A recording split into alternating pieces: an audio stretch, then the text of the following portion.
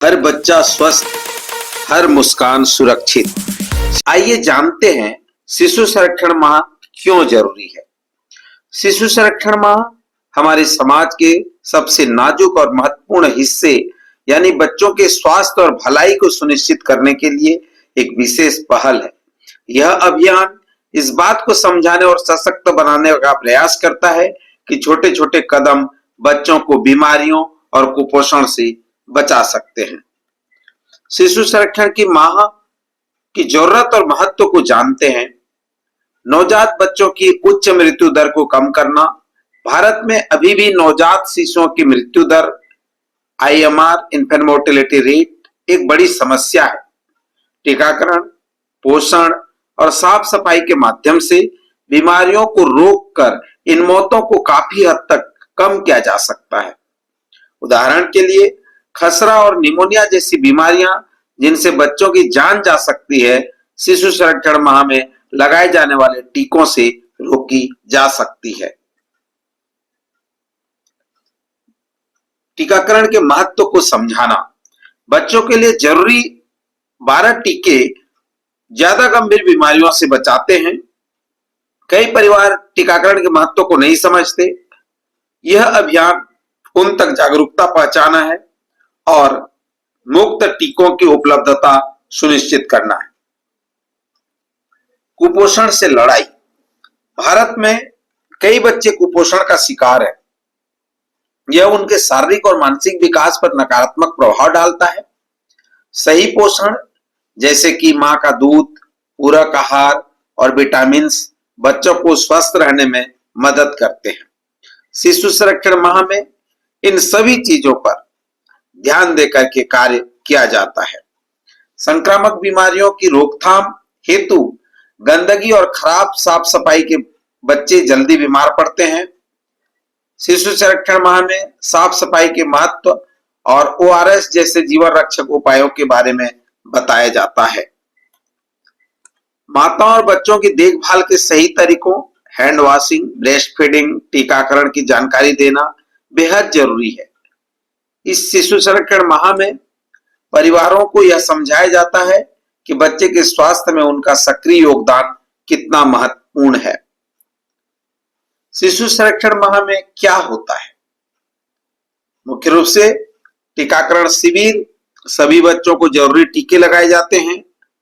पोषण शिविर, बच्चों और गर्भवती महिलाओं के लिए पोषण की जानकारी दी जाती है। स्वास्थ्य जांच, बच्चों का वजन और स्वास्थ्य जांच की जाती है। स्वच्छता पर जागरूकता, हाथ धोने, शौचालय के उपयोग और साफ सफाई की जानकारी दी जाती है। मुफ्त ओआरएस और जिंक की उपलब्धता डायरिया से लड़ने के लिए किए जाते हैं। शिशु संरक्षण माह के लाभ क्या है, क्या फायदे हैं इसके? बच्चों को बीमारी से बचाना, स्वास्थ्य सेवाओं तक आसान पहुंच होना, ग्रामीण और पिछड़े क्षेत्रों में जागरूकता फैलाना, बच्चों का शारीरिक और मानसिक विकास सुनिश्चित करना। शिशु संरक्षण माह के महत्वपूर्ण बेनिफिट हैं। नन्ही मुस्कान की सुरक्षा हमारी सबसे बड़ी जिम्मेदारी है। यही शिशु संरक्षण माह की एक लक्ष्य और उद्देश्य भी है।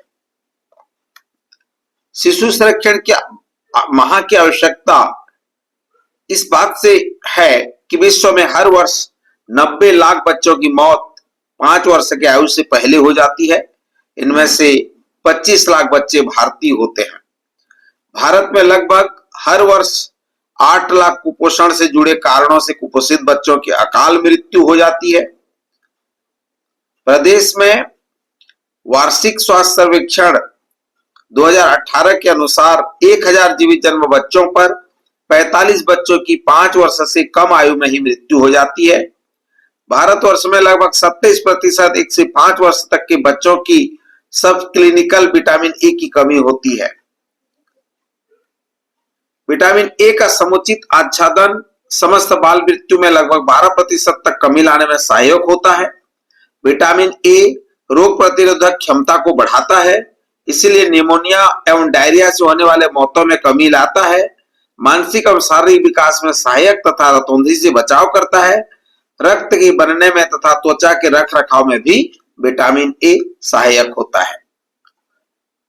शिशु संरक्षण माह 21 जनवरी से 21 फरवरी 2025 तक संचालित है।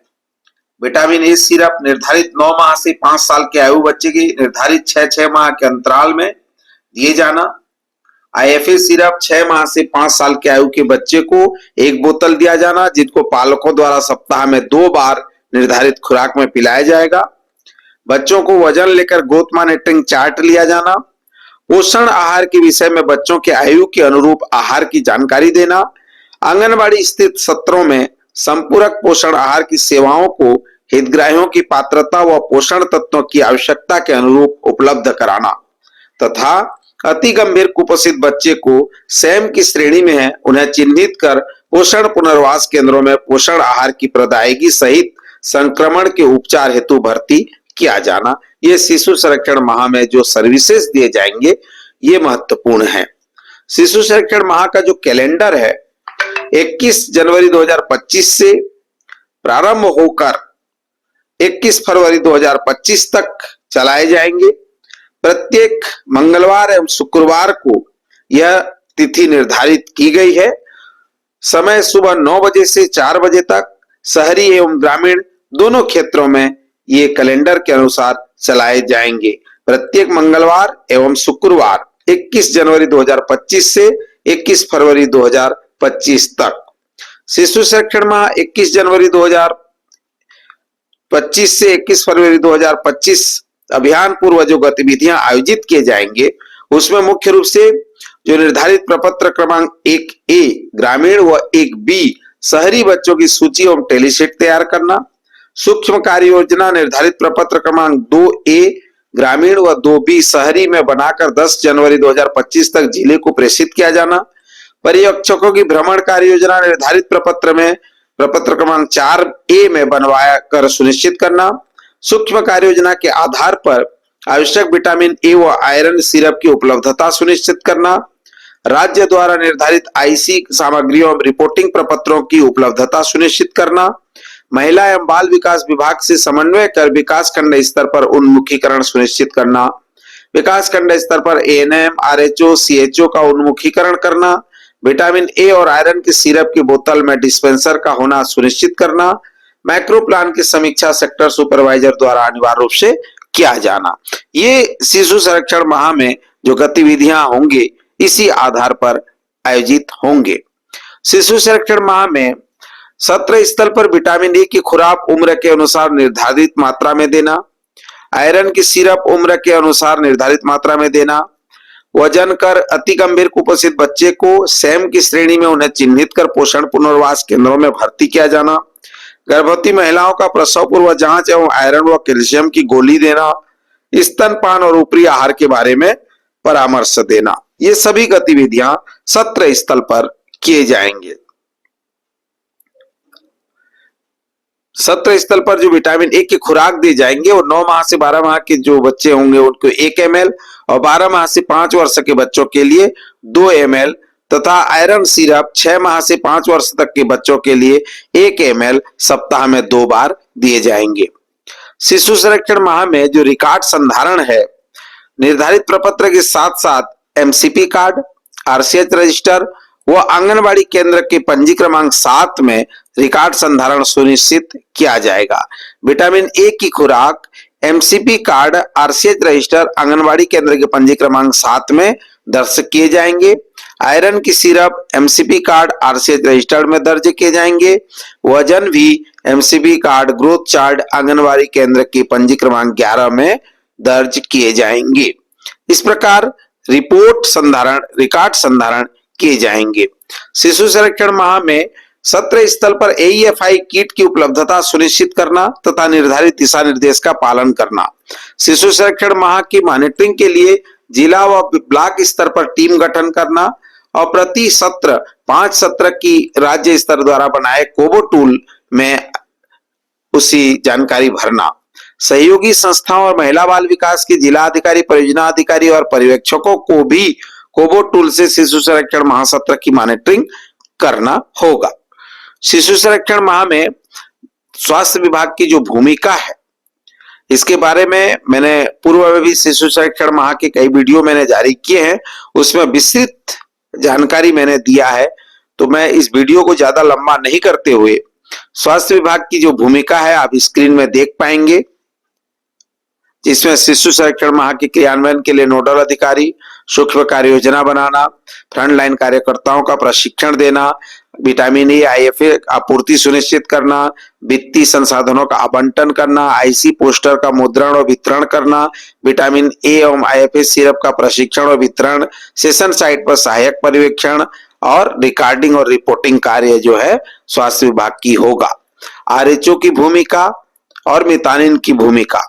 आरएचओ की भूमिका शिशु संरक्षण माह में सूक्ष्म कार्य योजना में पूर्ण रूप से तैयार करना, कार्य योजना पर चर्चा करना, पर्यवेक्षकों के साथ दुर्गम क्षेत्रों और अल्पसेवित आबादी की पहचान कर हाई रिस्क एरिया का चिन्हांकन करना, माता पिता को शिक्षित करना, छूटे हुए लाभार्थियों का सूची बनाना, आंगनबाड़ी कार्यकर्ता को पोस्टर और अन्य आईसी सामग्री देना, आंगनबाड़ी कार्यकर्ता को टीकाकरण दिन और दिनांक के बारे में जानकारी देना, बीएचएनडी यूएचएनडी में टीकों की उपलब्धता करना, साथ ही साथ जो है पिछले सत्र के पश्चात पैदा हुए सभी बच्चों की पहचान कर उसे नवजात शिशुओं को सत्र में लाया जाना और हितग्राहियों को पूर्व से सूचित कर इसकी जानकारी देना। ये सभी जानकारियां आरएचओ की भूमिका होगी। शिशु संरक्षण माह में मितानिन की जो भूमिका होगी, माता पिता को सत्र स्थल हेतु आमंत्रित करना, कार्य योजना तैयार करने में सहायता करना, आंगनबाड़ी कार्यकर्ता की सहायता करना, एएनएम की चर्चा करके माता पिता को शिक्षित करने के लिए गृह भ्रमण और माताओं को बैठक में आमंत्रित करना, साथ ही साथ आईसी सामग्री को प्रदर्शित करना, हितग्राहियों को विटामिन ए दिया गया है इसकी सभी की सूची तैयार करना, छोटे हुए बच्चों को या नवजात बच्चों को सत्र में लाया जाना, पीने के पानी व परीक्षण व सेवाओं की प्रदायगी हेतु स्थान की व्यवस्था करने के लिए आरएचओ की मदद करना, गंभीर कुपोषित बच्चों को पोषण पुनर्वास केंद्र में उपचार हेतु भेजे जाने की व्यवस्था में मदद करना, पालकों को टीकाकरण के 4 प्रमुख संदेशों के विषय में एएनएम को जानकारी प्रदान करना। ये सभी चीजें जो है मितानिन की भूमिका होगी।